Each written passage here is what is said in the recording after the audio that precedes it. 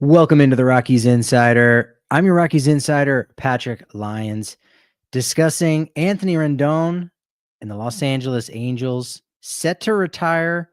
Contract finally over. We'll see. Comparing Anthony Rendon to Kris Bryant. Could Kris Bryant have a similar fate with retirement down the line? What will the Rockies do with him? He still has 3 years at $27 million each going through the 2028 season. And Hal Steinbrenner's comments from the New York Yankees. Is he really just trying to play a game of chess? Are his comments being blown out of proportion, or are you just not reading between the lines well enough? But let's talk about Kris Bryant. It's funny that the news with Anthony Rendon is, well, in the news right now.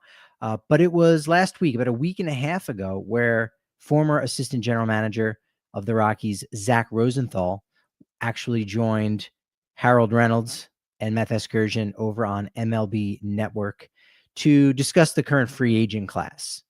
And, Rosenthal just ultimately discussed how teams do a lot of their free agent planning in season.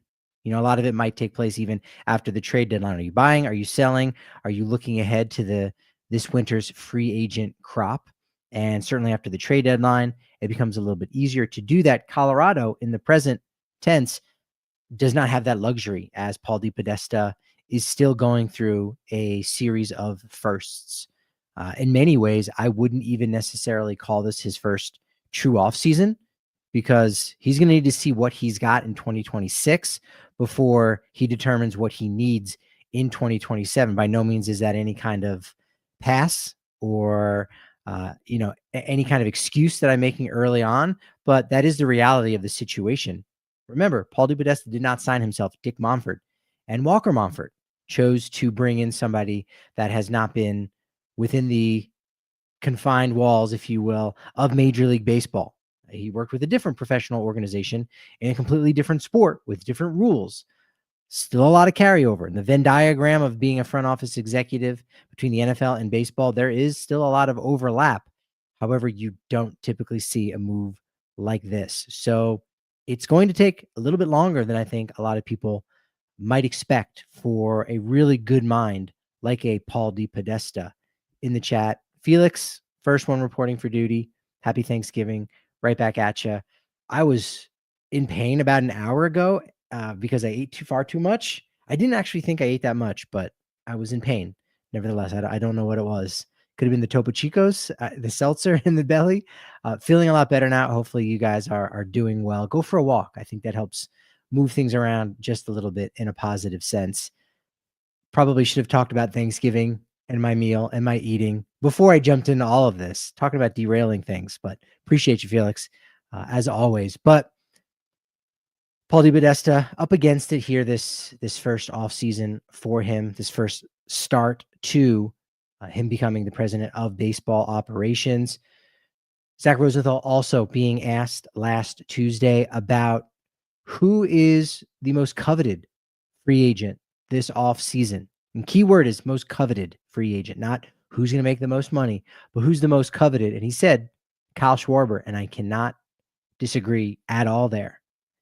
Kyle Schwarber won't make the most money, and it won't be a deal that will necessarily help his team in 4 or 5 years from now, the same way like younger players like Bo Bichette, Dylan Cease, Munetake Murakami, but Schwarber is coveted. This is a winning player that is used to winning every single year.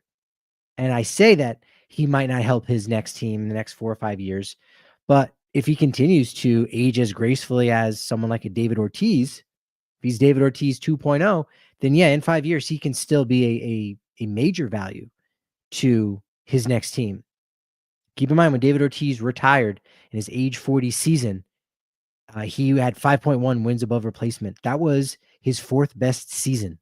So David Ortiz definitely made a late push. He was a great player in his early 30s still, but it seemed like the Hall of Fame was probably something that was going to be too far out of reach because of his late start. Sure, there's all the PED situation going on with him, but Kyle Schwarber is a guy that right now it's hard to see him being a Hall of Famer, but he's still got time to put in work, and he very well could get there. If he continues to age like a fine wine, I think he will. You know what? I think he will get there. I think it might be 51-49% the odds, but I think that Kyle Schwarber is going to get there to make his case. We also have to keep in mind that that bar for being a Hall of Famer is definitely different than it was a decade, 2 decades, 3 decades ago. So it's no longer about really reaching certain numbers, certain milestones. So I think Schwarber is going to get there. One of the other things that Rosenthal discussed, and this is the reason I bring him up in talking about Kris Bryant, Anthony Rendon, is about how the deal came together, where Kris Bryant signed that 7-year, $182 million pact before the 2022 season, an offseason where coincidentally, Kyle Schwarber only ended up getting $79 million over 4 years with the Phillies. Nick Castellanos actually got 5 years, $100 million. So that was an offseason where the Rockies could have had Kyle Schwarber, and he was a player that the Rockies were interested in. Rosenthal said on MLB Network last week, there was a lot going on with the Rockies at that time. We had just come off a couple of pretty good years. Obviously, you know, the Nolan Arenado trade had gone down, which it did in February of 2021. And this was as much of a signing about putting the Rockies back on the map and showing everybody that, hey, we're willing to spend some money and ownership is willing to do that. End quote. Of course, I'm not going to take anything he said out of context, but I think that gives you an indicator as to what Dick Monfort and what ownership is trying to do. Prove that they're going to spend money and that they are very much considering the names on the backs of their jerseys and marquee names and selling tickets more so than trying to win a championship. There were people within the Rockies organization that wanted Kyle Schwarber. In fact, go back and listen to a lot of the conversations I had with Drew Goodman from then AT&T Sportsnet, now Rockies TV, host of the Drew Goodman podcast. Highly recommend you check that out. He actually sits down with Warren Schaefer this week. But every time I talked to Drew Goodman, he kept saying Kyle Schwarber should be the man for the job. And you can't help but think, not in the same way about what if they had signed DJ LeMahieu after 2018. Certainly that's an easy one to hypothesize and theorize what could have happened because it was there. It was right on at their fingertips. Schwarber was there too, but it's a little different because he was never a Rocky. But that's another sliding door moment where if it was Kyle Schwarber in 2022, maybe the turnaround happens and maybe they don't lose 100 games 3 years in a row because Kyle Schwarber has a winning pedigree. And okay, you can look and say Kris Bryant did too as part of those Cubs teams, but was he an integral part of that? If you talk with the people behind the scenes, was it Kris Bryant being a very good player on a very good team, or was Kris Bryant a winning player? I think you can say that about Kyle Schwarber. He has more than proven that. One of the things Zach Rosenthal also added in this conversation was, quote, in terms of negotiations, to be honest, Scott Boras deals with owners a lot more on these types of contracts. And we know that to be true. We know that you can get an owner's ear and say, this is why you need this guy. And don't listen to all those people that you're paying to make very good informed baseball decisions. Don't listen to them. Listen to me. Listen to that voice on your shoulder telling you how you're going to make money. But Kyle Schwarber was one of the target. And in fact, Rosenthal even added that it just came to, at the end of the day, what the guys at the top of the food chain wanted to do and how they thought it would impact the on-field and off-field for the club. So interesting comments, nothing crazy, nothing too extreme, but further evidence, further detail as to what went down ahead of the 2022 season. Will in the chat, if Schwarber plays until he's 40, so 8 years, and he plays close to his home run season average, he'll have 600 home runs. Yeah, that's absurd. So even if he takes a dip down from that, 500 is gettable. 500 is very doable. And I don't think you'd even need 500 home runs to get in the Hall of Fame anymore. Granted, there are guys like a Carlos Delgado who, you know, wasn't that far away from 500 and was on a ballot one time. So guys get into the Hall of Fame. They might not be a first ballot player. They might not be a BBWAA selection, but you can get to that Hall of Fame.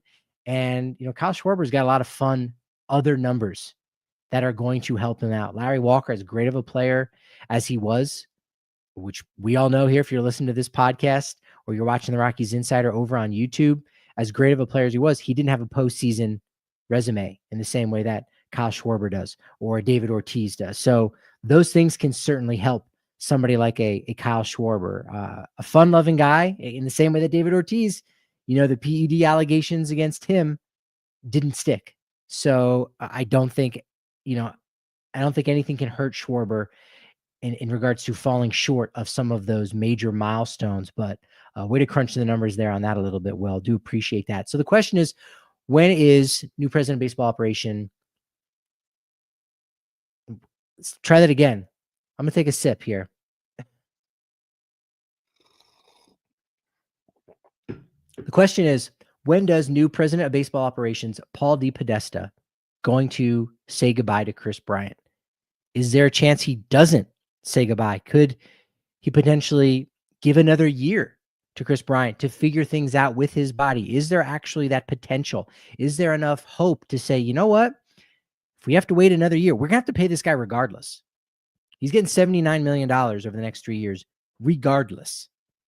But what if we give him one more year? Maybe he can come back for 2 more years in 2027 and 2028. Could that happen? Could DePodesta wait to make his move at the winter meetings?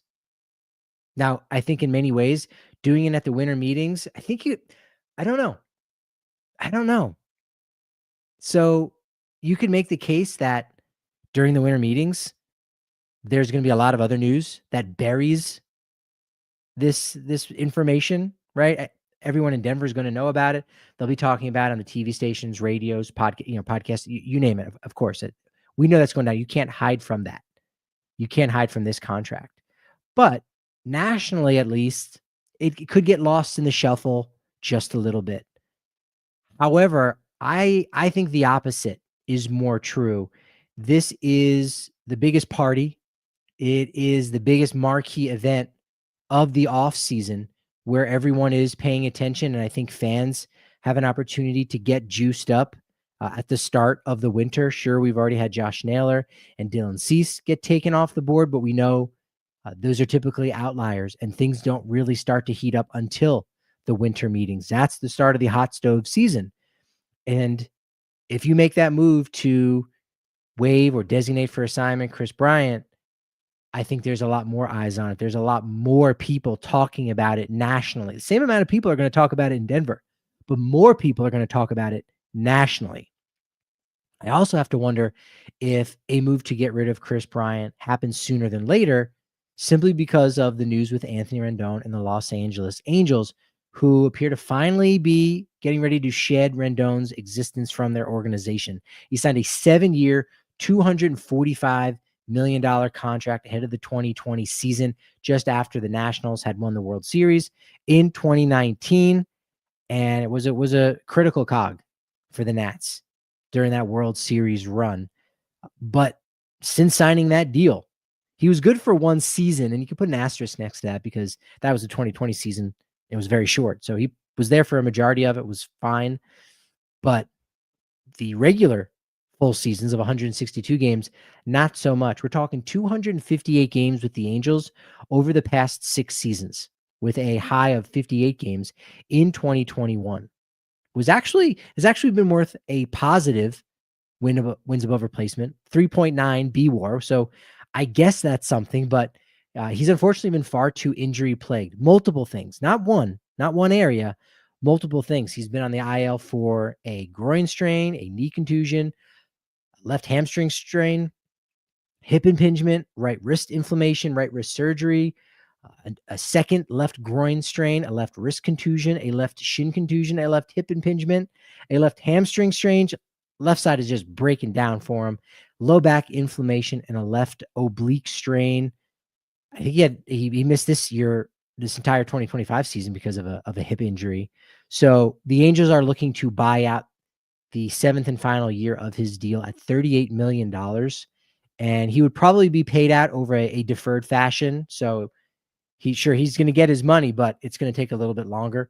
think Bobby Bonilla contract 2.0 for him. And in doing so, Rendon would retire at that point, and then the Angels would have some short-term spending flexibility because now, all right, they can probably free up at least 25 million just for 2026 alone to help them out. And yeah, they take small hits down the line as they continue to pay this deferred contract to Anthony Rendon. But it becomes a little bit harder for the Rockies to do something like that because we're talking $79 million that they would have to pay out or defer. And that's more than double what Rendon's getting. And I also don't know that Kris Bryant wants to retire at age 33. He's got 3 years remaining on his deal, 26, 27, 28, and he could potentially make a comeback. It's unlikely from his lumbar degenerative disc disease, that back injury he's been dealing with. But again, after another year of downtime, maybe another surgery of some sort. He had the ablation surgery that was done to help out with some of the pain. It hasn't really helped out very much, so everything is uncertain for his future. But that very well could be in the cards. We don't know if DePodesta has spoke to Kris Bryant yet, what those conversations have been like. But as I've been saying, because DePodesta has to learn a lot very quickly, I don't know that he is going to jump to any conclusions very quickly. So yeah, there's a lot he needs to learn quickly, but he doesn't need to make a decision about Kris Bryant right now. As frustrating as that might be to some of you out there who hear that, he doesn't need to make that decision. You may want him to. You may hope that he does, but he doesn't need to. And it could be a while until something happens. But maybe this news about Anthony Rendon retiring could possibly jumpstart that. I actually compared over on StatHead. I probably should put it out on social media. The careers so far with their respective teams. Anthony Rendon with the Angels, Kris Bryant with the Rockies. Essentially 4 wins above replacement for Rendon to negative 1.6 for Kris Bryant. Rendon has been better than Bryant in every category. The counting stats are the easiest because he did have a 2-season head start over Kris Bryant, but batting average, Kris Bryant 2 points higher, on base percentage, Rendon 24 points higher, slug 1 point higher for Kris Bryant, but OPS is higher in favor of Anthony Rendon, OPS plus by 16 points. Anthony Rendon, league average guy at 100 OPS plus. So a really bad contract for him. Bad deal for Kris Bryant. Rendon's contract was worth exactly $50 million more. Excuse me, $60 million more. So, okay, Rendon's been slightly above average, but that's not worth $60 million. No doubt about it. Cameron saying, happy Thanksgiving. Good to see you there, bud. Nate, appreciate you, buddy. Chances we sign one of these Japanese players. Is it 1% or is it 0.01%? Or it could just be 0.1%, right? 1/10 of 1%. I don't think likely at all. It would be interesting to know if maybe DePodesta does have some contacts over in Japan that could catch him up to speed, where one of those lower priced Japanese players, usually there are several relievers that will come over from KBO or NPB that have had a lot of success that you can sign to a 1-year, $2.5 million deal. It's going to be a little bit harder to convince anyone to pitch in Colorado, even on a 1-year deal. A lot of these players would probably be more inclined to stick around in Japan or Korea for one more season and then go back out there and try the market, because it's a tough assignment to pitch in Denver and to pitch at Coors Field. So I don't know that that's going to happen. I've been speculating that it could be a wise decision for the Rockies to go out and see if they can acquire someone like a Masataka Yoshida from the Red Sox, pay his contract, even if the Red Sox chip in a little bit. You might even be able to bring in a Red Sox prospect or a big league ready player. And you're also getting a big league ready player in Yoshida and jumpstarting your brand in Japan and get it into that Japanese market, a market in which the Rockies have not been a part of since 2007 with Kaz Matsui. They haven't been a part of the Asian market in any capacity since 2019 when they had Sung-Won Oh, who was as a pitcher from South Korea. So they've just stayed away from that entirely. And I think it's going to take time for them to build up some infrastructure in Japan. But maybe DePodesta, again, has those contacts, and he might be able to make a small investment in starting that infrastructure and getting the Rockies name out there just a little bit. So I think the odds are incredibly low, but I would hope that DePodesta can convince Dick and Walker Monfort that it is worth investing in Japan and having ties and connections like that. Great question about acquiring players from smaller or lesser known leagues. Why don't the Rockies sign Trevor Bauer still? Dude was pitching in Mexico at a higher altitude and did well. That's complicated for many reasons. First off, why aren't any teams interested in Trevor Bauer? Something's going on there. You'd have to think, right? So it's not just the Rockies. Not to say that your question isn't fair, but it wouldn't be fair to say the Rockies are so foolish. Why wouldn't they even give this guy a try? No one is giving him a try, first and foremost. Secondly, personality-wise, Trevor Bauer is the exact opposite of the players the Rockies typically try to target. They like good soldiers. They like guys that don't make too many waves. It doesn't mean everyone's a choir boy all the time in the Colorado Rockies. No, that's impossible. But the Rockies do prefer players like that. It's one of the reasons why I said on yesterday's podcast, the last one you listened to, is why Tommy Pham probably isn't going to be a good fit, despite the fact where he could provide some value and veteran leadership to a young group of players and a young outfield. But that's not going to happen for personality reasons in general. Lux saying Eric Sim and the Baseball Bat Bros. Yeah. They make good content. I definitely don't watch as much as I used to. Scott asking about DePodesta. Are you encouraged? Yeah, I'm absolutely encouraged. Certainly, this is somebody that is going to be doing things a lot differently than Bill Schmidt.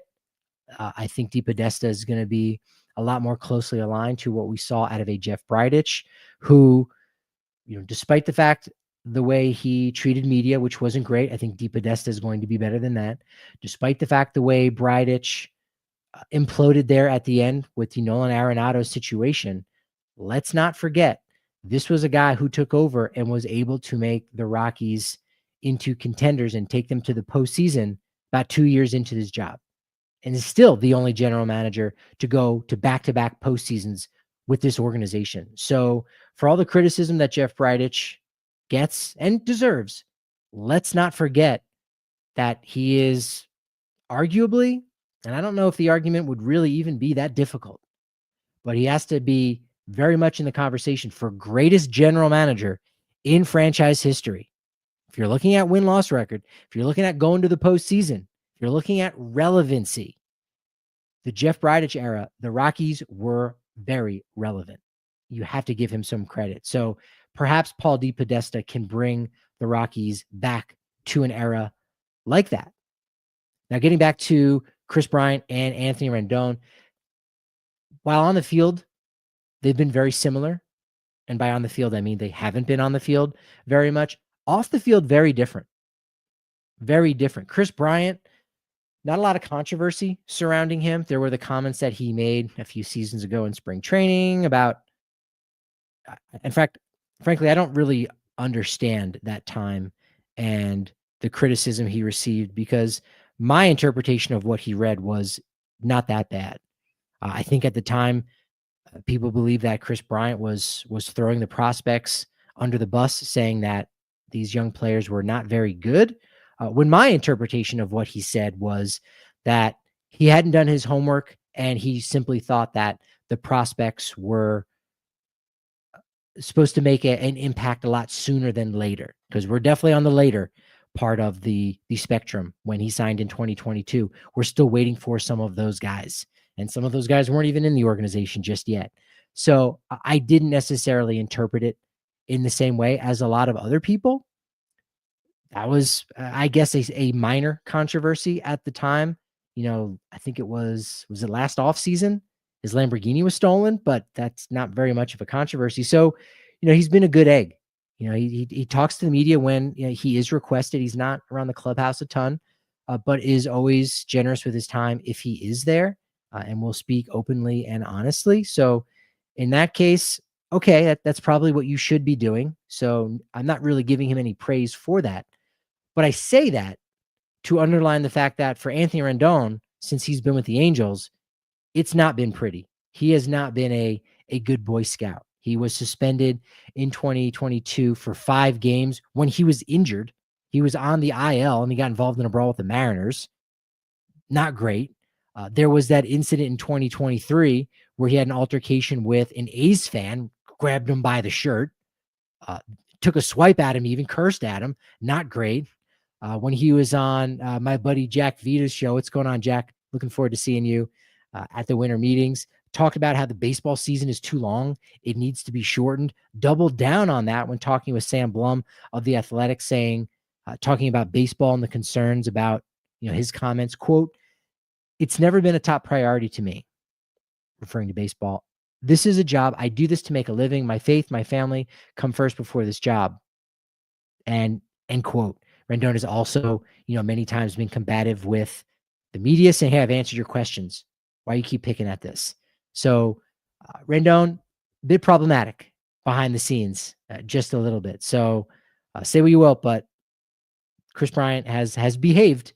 Got to give him some credit there.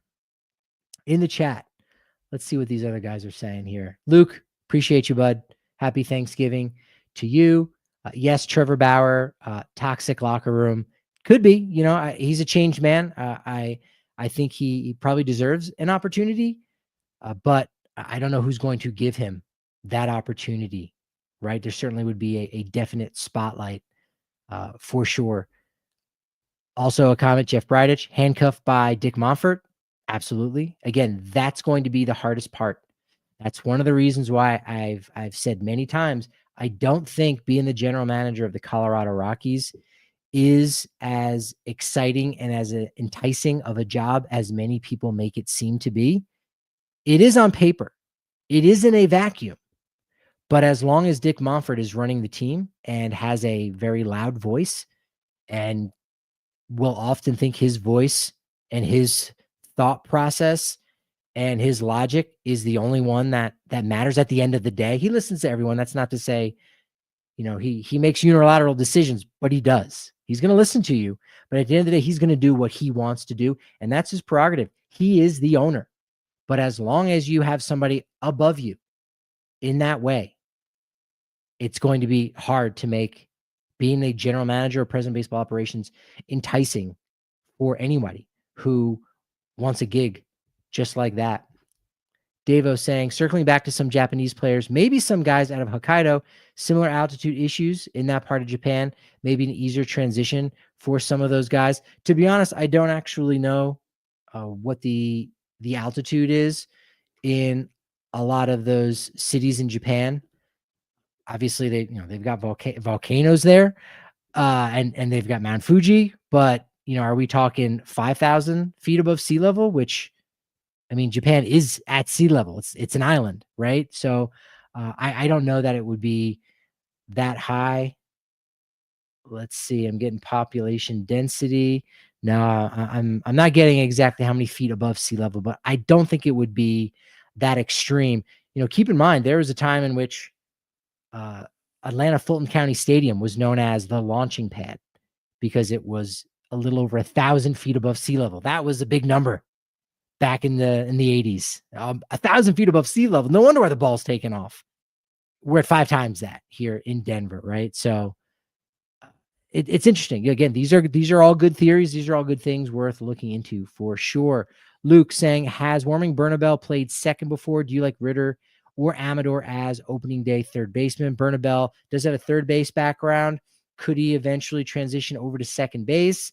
It's not out of the realm of possibilities, certainly, but there were some defensive issues that he had at the hot corner. That's one of the reasons why he's exclusively played first base in the majors. But could he end up going over to second base? Could, if you really believe in his bat, he could end up going over to second base.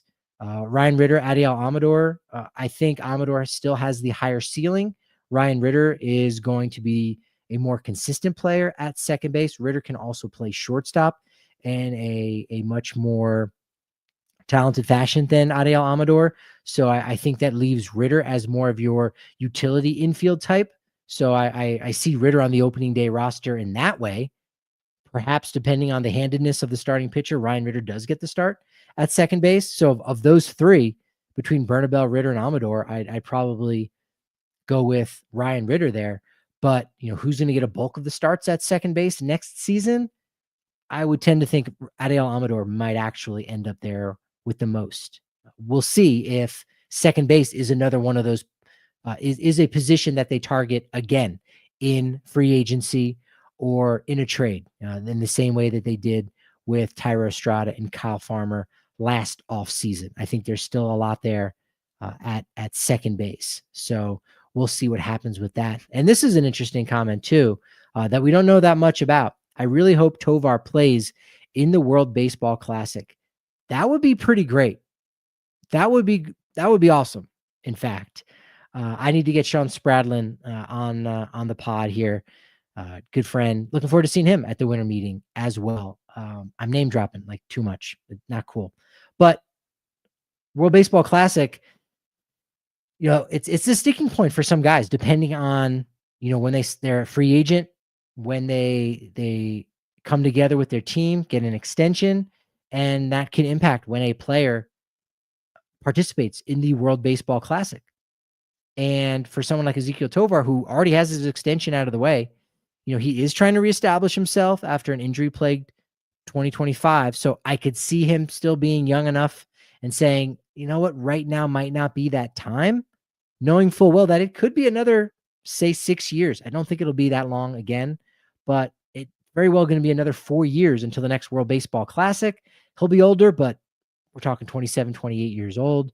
He'll still be able to play. So that is an interesting thing to kick the tires on. Maybe it's about 50-50 if Tovar will participate for Team Venezuela.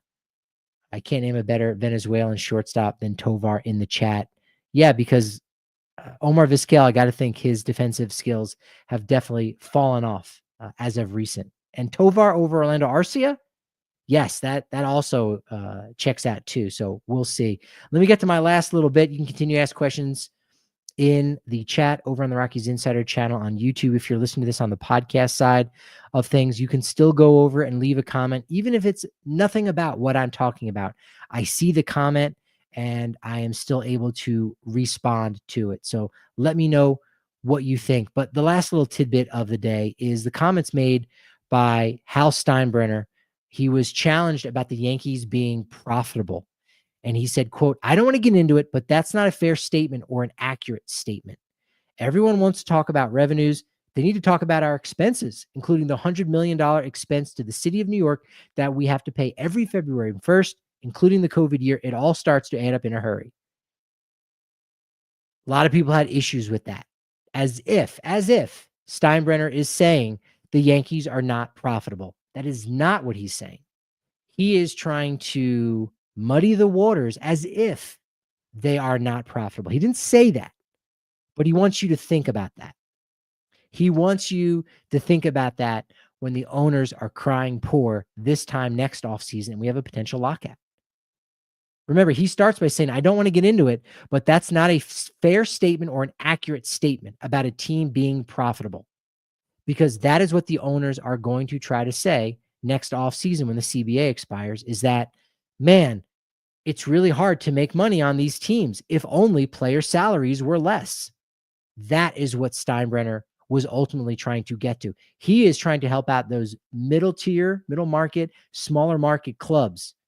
And the Yankees trying to help the smaller clubs is gonna make him look really good when he's around those other 29 owners.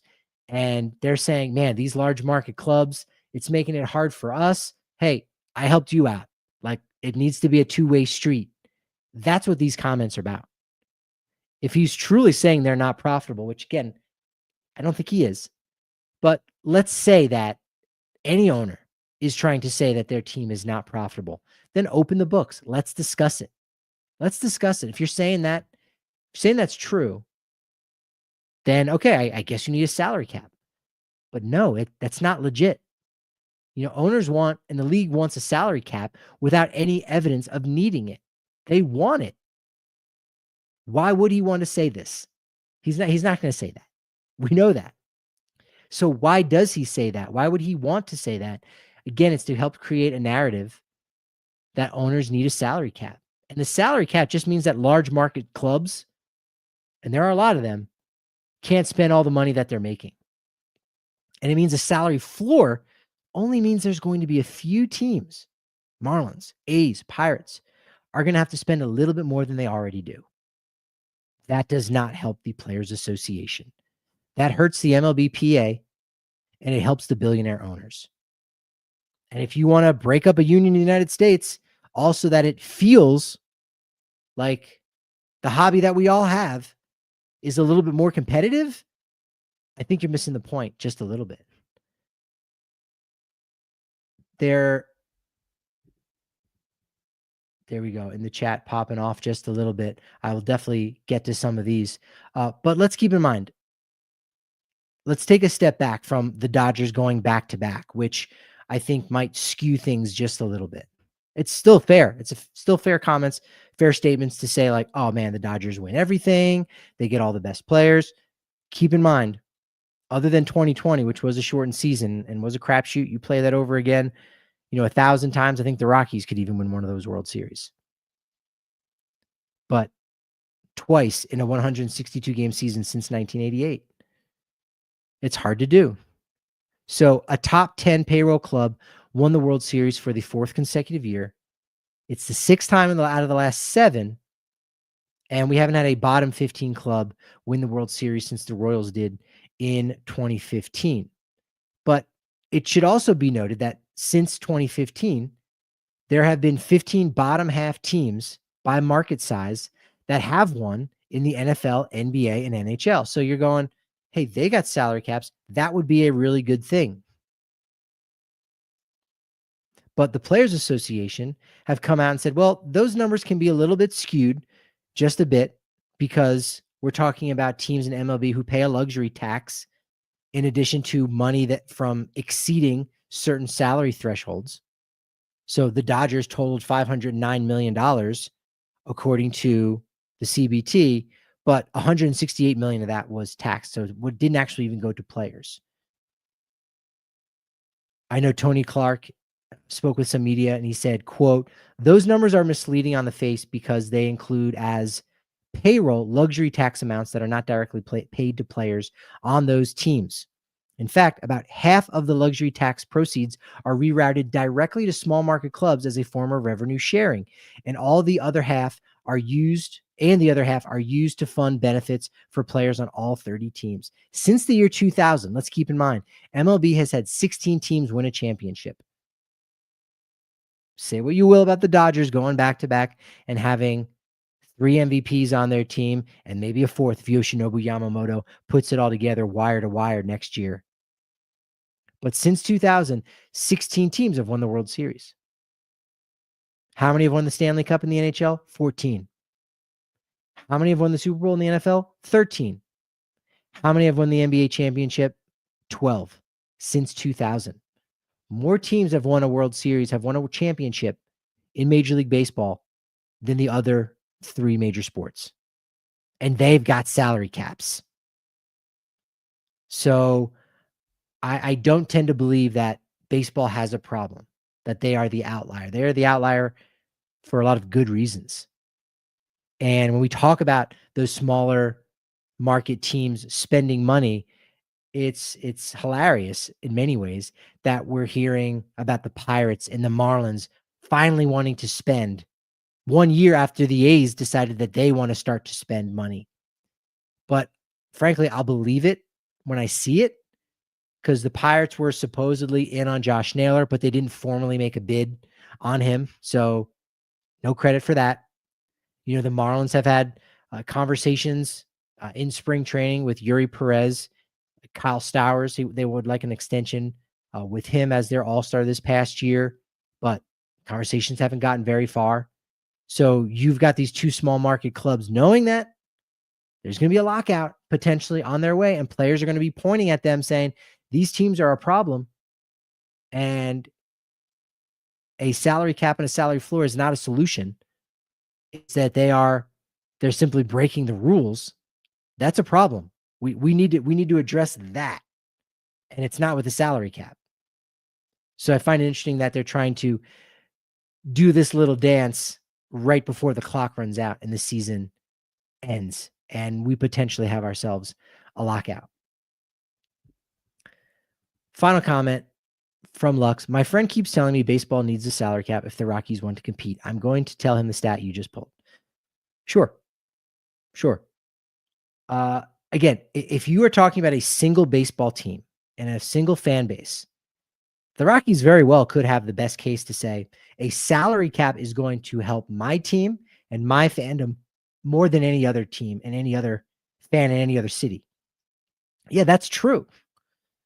But that's not true for a majority of the other 29 teams. It also, again, doesn't necessarily mean because there's a cap, you are going to have people making smart decisions. There's still dynasties in those other sports that have a salary cap.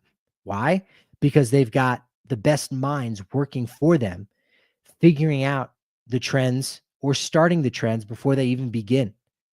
And so just because one element to creating and crafting a successful franchise is now a level playing field doesn't necessarily mean there's going to be a level playing field and that the Rockies are going to have a better chance.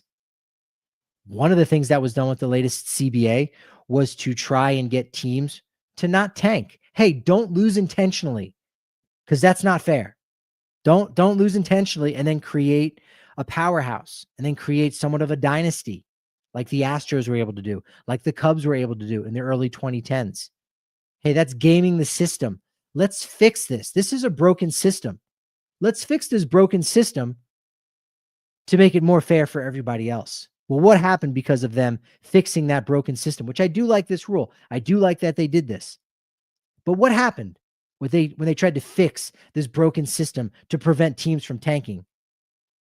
They created a draft lottery, and the Colorado Rockies, who lost 119 games this past year, now have to select 10th in the 2026 MLB draft.